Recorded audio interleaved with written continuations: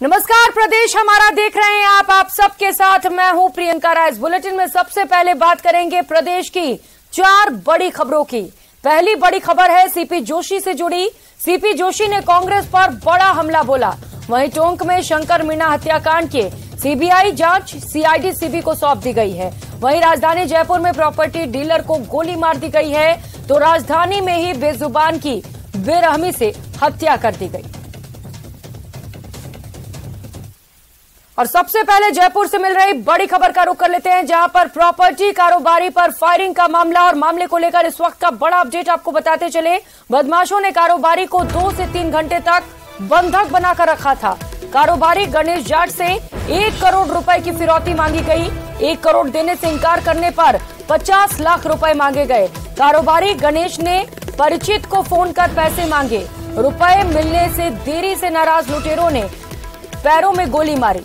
घटनास्थल से कुछ ही दूरी पर मालपुरा गेट पुलिस चौकी भी स्थित है, जहां पर बदमाशों ने इस वारदात को अंजाम दिया। वैसे में बड़े सवाल खड़े होते हैं कि जब कुछ ही दूरी पर वहां पर चौकी है, पुलिस वाले रहते हैं, इसके बावजूद बदमाश इतने बेखौफ कैसे हो जाते हैं। गणेश सहित 3 लोगों को कैबिन में बंद किया गया। लुटेरों ने अपने साथी को फिरौती के रुपए लेने के लिए भेजा। पेट्रोल पंप पर गणेश के परिचित के पास रुपए लेने ये बदमाश गए। सीसीटीवी में ये पूरी वारदात कैद हो गई है। घायल प्रॉपर्टी कारोबारी का निजी अस्पताल में इलाज जारी है। सहयोगी विष्णु हमारे साथ जुड़ चुके हैं। विष्णु, क्योंकि ये वारदात वहां हुई जहां से महज कुछ ही समय की दूरी पर थाना है, अब ऐसे में सवाल तो उठेंगे पुलिस की कार्यशैली पर। देखिए, पूरे मामले में मैं आपको जानकारी दे दूं कि डिग्गी रोड पर जब पारदिया हॉस्पिटल के सामने जहां गणेश जाट प्रॉपर्टी कारोबारी का ऑफिस था, वहां पर दिन दहाड़े 3 बदमाश घुसे थे। हथियारबंद बदमाश थे। दोपहर करीब 3 बजे के आसपास ये उसके ऑफिस में घुसे, जबकि 2-3 लोग और वहां मौजूद थे। इसके बावजूद गन पॉइंट पर लेकर बदमाशों ने सबसे पहले 1 करोड़ रुपए की फिरौती तीनों गणेश जाट से मांगी और उन्हें कैबिन में बंद बना करके रखा। यानी करीब देखिए, दिन दहाड़े कैबिन में घुसने के बाद ये बदमाशों ने 2 से 3 घंटे तक कारोबारी और साथ 2-3 लोगों को बंधक बना के रखा। सबसे पहले 1 करोड़ रुपए की फिरौती मांगी और ये पूरी जो घटना थी वो उसी जगह से करीब 300-400 मीटर की दूरी पर ही मालपुरा गेट थाना पुलिस की पुलिस चौकी भी है।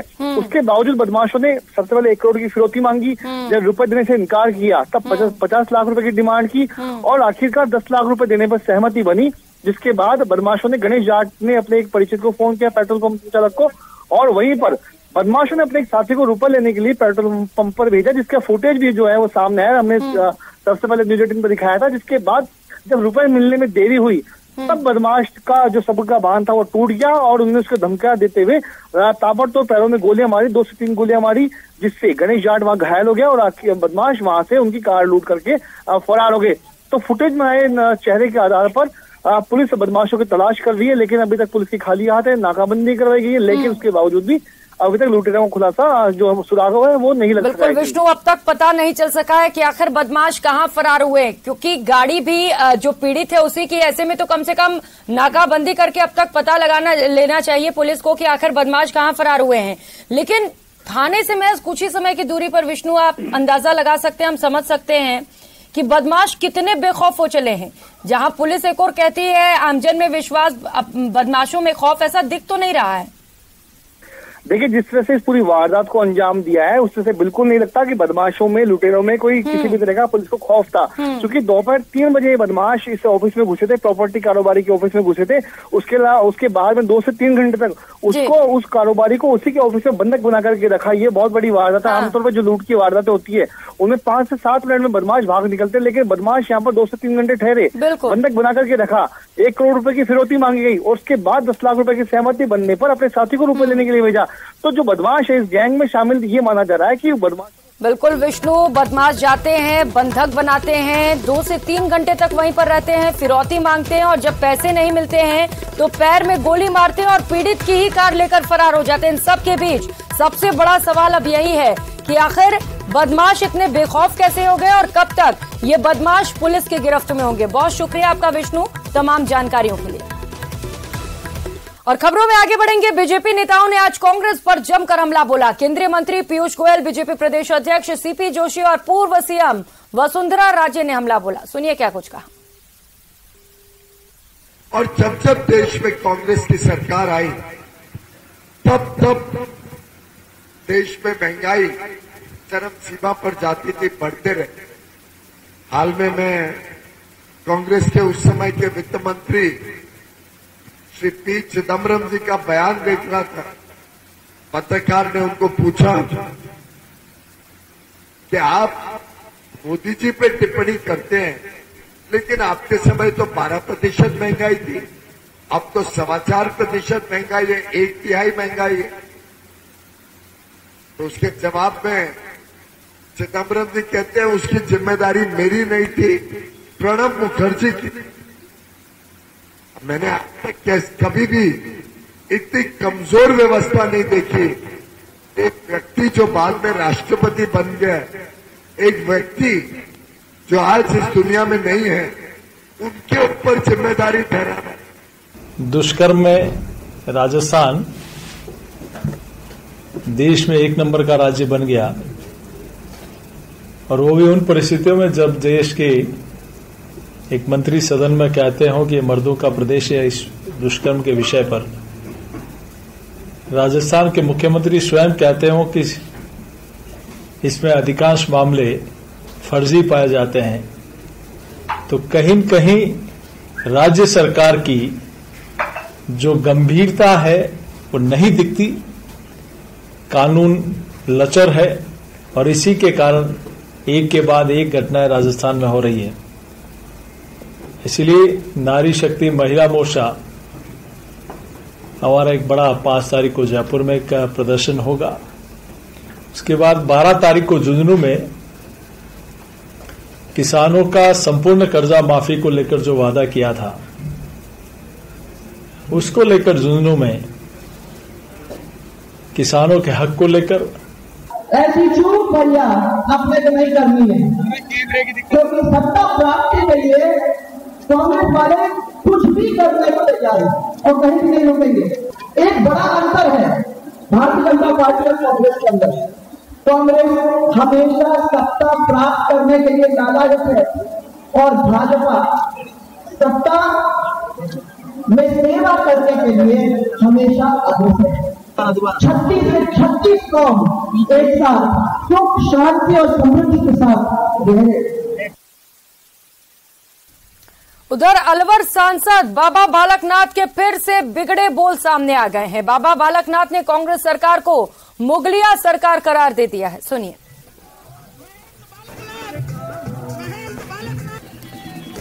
सभी कार्यकर्ताओं से हिंदू निवेदन है, में जो राज कर रही है, कहने को तो दुनिया के लोग इसको कांग्रेस सरकार कहते होंगे, लेकिन मेरी नजर में ये मुगलिया सरकार है। कहने को तो मुख्यमंत्री आवास को सीएम आवास कहते होंगे, लेकिन मेरी नजर में मुख्यमंत्री आवास नहीं है, फतवा हाउस है, जहां से एक सनातन धर्म के लिए, एक विशेष संप्रदाय को फायदा पहुंचाने के लिए इन पिछले 4.5 वर्षों में अनेकों फतवे जारी हुए हैं। उधर हरियाणा के डिप्टी सीएम दुष्यंत चौटाला आज कोटपुतली पहुंचे, जहां उन्होंने जेजेपी की ओर से आयोजित जनसभा को संबोधित किया। चौटाला के कोटपुतली पहुंचने पर उन्हें हलभेट किया गया और 51 किलो की माला पहनाकर भव्य स्वागत किया गया। इस दौरान उन्होंने राज्य सरकार पर जमकर निशाना साधा। उन्होंने कहा कि पिछले 4.5 साल में प्रदेश पिछड़ गया है। साथ ही उन्होंने कहा कि जेजेपी के गठबंधन के बाद मात्र 11 महीने में हमने मेहनत कर हरियाणा में 10 विधायक जिताकर लाए हैं। पेपर माफिया हो, भू माफिया हो, माइनिंग माफिया हो, एजुकेशन माफिया हो, प्रदेश का बुरा हाल इस कांग्रेस के शासन में हुआ। मुझे लगता है जनता इस बार निर्णय कर प्रदेश के अंदर बदलाव। राजस्थान में बीजेपी के साथ आपको गठबंधन होगा? अभी चर्चा चल रही है, तो दोनों पार्टियां चर्चा कर ही इसको, पर हम अपनी ओर से 28 से 30 ऐसी चिन्हित विधानसभा है। और खबर पाली जिले के फालना से है, जहां मोखमपुरा गांव में नदी में नहाने गए 6 दोस्तों में से 2 बच्चों की डूबने से मौत हो गई। वहीं एक को गंभीर हालत में अस्पताल पहुंचाया गया। वहीं दोनों बच्चों की मौत से गांव में शोक की लहर छा गई।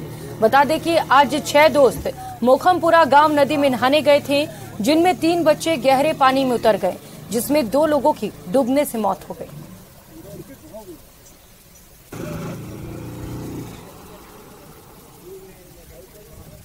और रुक करेंगे अगली खबर का। करौली के सपोटरा से खबर है, जहां पर करणपुर घाटी में तकरीबन 125 फीट गहरी खाई में रविवार को एक 108 एम्बुलेंस बेकाबू हो गई। चालक की सूझबूझ के चलते वो खाई में गिरने से बाल बाल बच गई। 108 एम्बुलेंस के ईएमटी भरतलाल जाट और चालक त्रिलोक शर्मा घायल हो गए। सूचना मिलने पर करणपुर थाने के एएसआई रामवीर सिंह मौके पर पहुंचे और घायलों को करणपुर अस्पताल पहुंचवाया। चालक त्रिलोक नाथ शर्मा ने बताया कि 108 एम्बुलेंस खटारा हो गई है, उसकी मरम्मत के लिए उच्च अधिकारियों को कहा गया है, लेकिन मरम्मत नहीं की गई।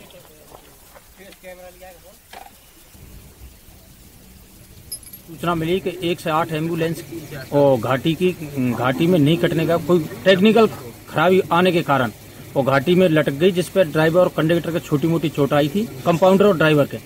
बाकी सुरक्षित है और गाड़ी खड़ी हुई है, जिसको किसी वाहन से निकलवाया जाएगा। मैं करौली से आ रहा था करणपुर के लिए और बिकट घाटी मोड़ पर एकदम नियंत्रण होने के कारण गाड़ी नीचे चली गई। और कोई जान माल की हानि? नहीं।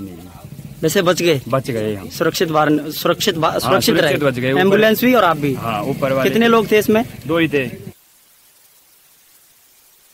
खबर भीलवाड़ा जिले के रायपुर से है, जहां सगरेव गांव में अपने प्लॉट पर काम कर रहे मां बेटी पर गांव के ही कुछ दबंगों ने लाठियों और डंडों से हमला कर दिया। इस दौरान तकरीबन 6 से ज्यादा गांव के दबंगों ने उनके साथ मारपीट की, जिसमें दोनों गंभीर रूप से घायल हो गए, जिसके बाद उन्हें जिला चिकित्सालय में भर्ती कराया गया, जहां उनका इलाज जारी है। वहीं मारपीट का ये वीडियो सोशल मीडिया पर तेजी से वायरल हो रहा है। तस्वीरों में आप भी देख सकते हैं कि कैसे दबंग मां बेटी पर बेरहमी से लाठियां बरसाते हुए नजर आ रहे हैं। तो दबंगों के दबंगे का ये वीडियो वायरल हो रहा है, जहां पर मां और बेटी पर लाठियां बरसाई जा रही हैं। टोंक से बड़ी खबर सामने आ रही है। शंकर मीणा हत्याकांड से जुड़ी ये बड़ी खबर और मामले में इस वक्त का ये सबसे बड़ा अपडेट आपको बताते चले। मामले में नया मोड़ आ गया है। सीआईडीसीबी को जांच सौंप दी गई है। अब मामले की जांच सीआईडीसीबी करेगी। एडीजी क्राइम के निर्देश पर यह जांच सौंपी गई। घटनास्थल पर सीआईडीसीबी की टीम पहुंची हुई है और मौका मुआयना किया गया, जायजा लिया गया है। 5 से 6 सदस्य टीम पिपलू थाने पर मौजूद है। तो शंकर मीणा हत्याकांड को लेकर जांच तेज कर दी गई है और अब यह जांच सीआईडीसीबी को सौंप दी गई। इस पूरे मामले को लेकर सीआईडीसीबी की टीम घटनास्थल पर पहुंची, मौका मुआयना कर मौके से तमाम तरीके की जानकारियां इकट्ठा की गई।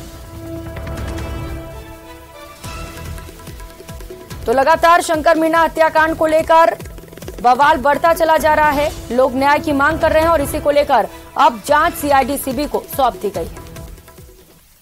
शंकर मीणा हत्याकांड मामले की जांच अब सीआईडीसीबी करेगी। सरकार के निर्देश के बाद सीआईडीसीबी के अधिकारी आज टोंक पहुंचे और घटना स्थल पर पहुंचकर पीपलू थाने में जिले के अधिकारियों और पूरे घटनाक्रम से जुड़े लोगों से बातचीत की। आपको बता दें कि 2 दिन बवाल होने के बाद, हनुमान बेनीवाल की एंट्री के बाद एसपी और कलेक्टर की मौजूदगी में सहमति बनी थी और पूरे मामले में दोषियों के खिलाफ हत्या का मुकदमा दर्ज होने के बाद सहमति बनी। अब पूरे मामले की जांच सीआईडीसीबी करेगी। न्यूज़ 18 राजस्थान, दौलत पारिक, टोंक।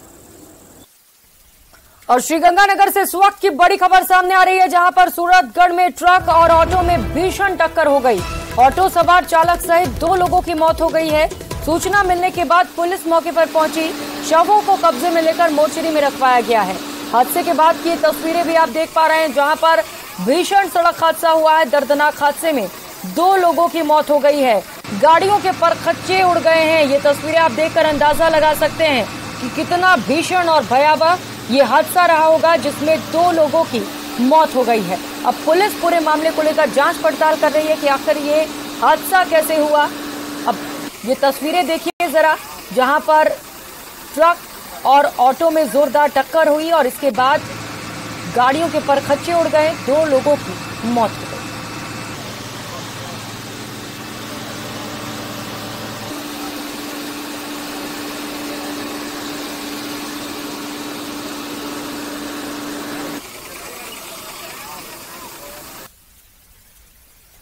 और कर लेते इस बीच मिल रही एक और बड़ी खबर का। जोधपुर से बड़ी खबर है, जहां पर दो लोगों ने मिलकर एक व्यक्ति को पीट डाला। मामले का सुनी के बाद दो व्यक्तियों में जमकर झगड़ा हो गया। दो लोगों ने मिलकर डंडे से पिटाई की है।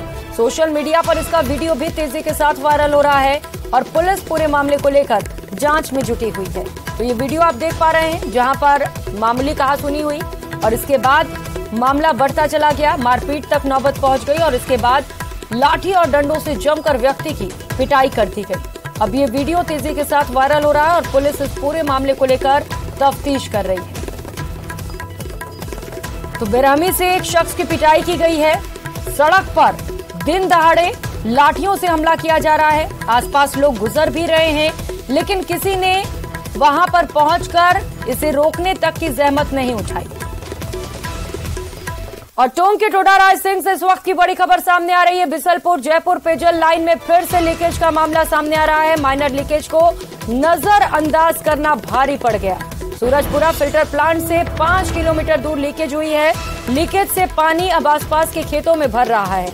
अभी तक लीकेज ठीक नहीं करने हैं, कर्मचारी वहां पर नहीं पहुंचे हैं। मेंटेनेंस कार्य देख रही फर्म JCKC की एक बड़ी लापरवाही सामने आई है, जहां पर एक मामूली लीकेज जिसे ठीक नहीं किया गया और धीरे धीरे ये लीकेज बढ़ता चला गया। अब खेतों तक पानी पहुंच रहा है। ये तस्वीरें आप देख पा रहे हैं, जहां पर हजारों लीटर पानी व्यर्थ बह रहा है। और अब बात हनुमानगढ़ की, जहां पर टाउन पुलिस के रिमांड पर चल रहे गैंगस्टर ऋतिक बॉक्सर बाल बाल बच गया। दरअसल नहाते समय सिपाही से गलती से गोली चल गई थी। घटना हालांकि पिछले गुरुवार की बताई जा रही है, लेकिन पुलिस घटना को 3 दिन तक दबाती रही और अब SP सुधीर चौधरी की ओर से कांस्टेबल राकेश ढाका को लाइन हाजिर करने के बाद मामले का खुलासा हुआ है। SP के मुताबिक मामले की जांच की जा रही है और गोली लापरवाही से चली है या जानबूझकर चलाई गई है, इसे पता लगाने की भी कोशिश की जा रही है। जांच के बाद ही आगे की कार्रवाई की जाएगी। उधर उदयपुर के नया गांव उपखंड के सालवी बस्ती में पुलिसकर्मी ने पत्नी को गोली मार दी। फायरिंग में महिला के कंधे पर गोली लगी है। चरित्र की आशंका में पुलिसकर्मी ने फायरिंग की, जिसके बाद पहाड़ा और खेरवाड़ा थाना पुलिस भी मौके पर पहुंची। उदयपुर के TD थाने में पुलिसकर्मी तैनात है। पुलिस आरोपी मुकेश सालवी से लगातार पूछताछ कर रही है।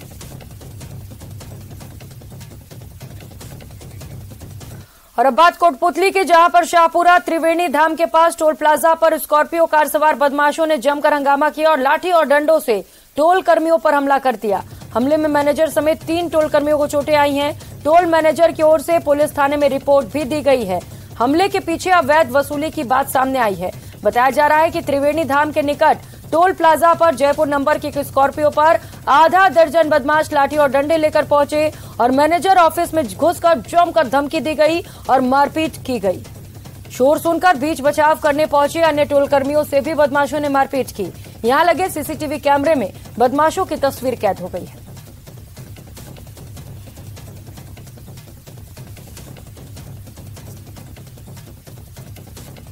समझा रहे हैं को जब उन्होंने खुदेड़ा तो उन्होंने गाड़ी में बैठ के सबको उन्होंने हम सब पे गाड़ी चढ़ाने का पूरा प्रयास किया और जाते वक्त बोले कि अभी ये तो टेलर दिया है, अभी तुमको बताएंगे क्या है। अगर नहीं पहुंचा डिमांड और तुम्हें जिससे कोई जो कार्रवाई करवानी वो करवा लेना। मेरा को विकास कहते हैं, ये कह के वो चले गए।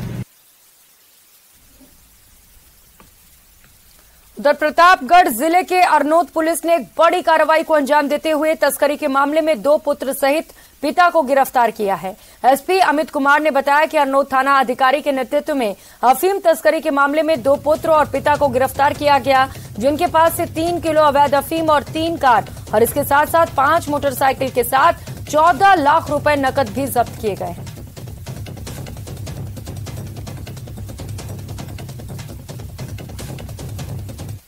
वीरावली गांव जो अरनोद थाना क्षेत्र में है, उसमें एक आसूचना SHO को प्राप्त होती है। उस आसूचना पे NDPS की एक भारी रिकवरी कल हुई है। अरनोद SHO मुंशी मोहम्मद के नेतृत्व में पुलिस टीम द्वारा एक ऐसा परिवार जो पिछले कुछ सालों में अचानक करोड़पति बन गया, उनके पैसों का। तो आज के इस बुलेटिन में फिलहाल इतना है, लेकिन आपको बताते चले कि कल कौन कौन सी वो 5 बड़ी खबरें होंगी जिन पर हमारी नजर बनी रहेगी। तो कल आपको खबर बताएंगे जयपुर से, जहां पर राज्य स्तरीय पालनहार लाभार्थी संवाद होगा। मुख्यमंत्री अशोक गहलोत ये संवाद करेंगे और 5,91,000 लाभार्थियों के बैंक खातों में कुल 97 करोड़ 36 लाख रुपए ट्रांसफर किए जाएंगे।